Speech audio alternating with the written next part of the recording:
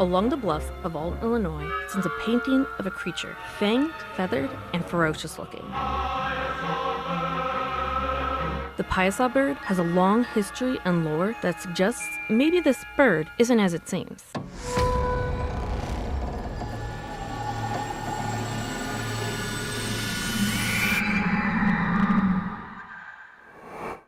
To tell the story of the Piasa bird, we first have to go back to 1673. Father Jacques Marquette and Louis Joliet came down the Mississippi River. They were French explorers. As they came through the area that would someday be the town of Alton, they noticed this painting up on the bluff of this ferocious monster. In a journal entry, Marquette describes the Piasa bird. This winged creature.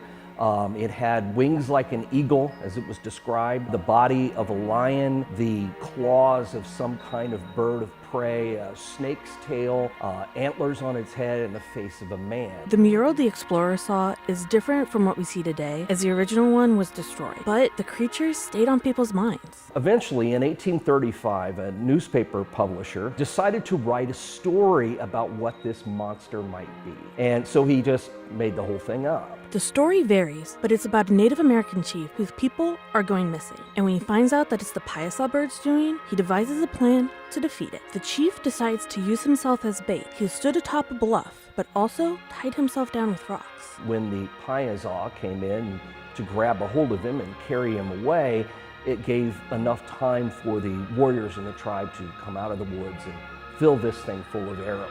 And it crashed into the Mississippi River, was never seen again, and its likeness was painted on the bluff as a tribute to its ferocity. Stories like this have followed the Piasa bird, but the real legend is likely from something underwater. He borrowed the name of Piasa from a creek that ran through the middle of Alton. And in his story, he wrote that Piasa translates to the bird that devours men. It doesn't. It actually translates to water panther from Illinois. The water panther is a deity in several tribal nations, with murals resembling the serpentine deity being recorded across the region. Whether it's a bird or a panther, people were repeating his story, and it just became part of local lore. To this day, the Piasa bird is a cornerstone of Alton culture. It is the mascot for Piasa High School. It's been seen on things like Boy Scout patches and boxes of matches. It's even inspired music.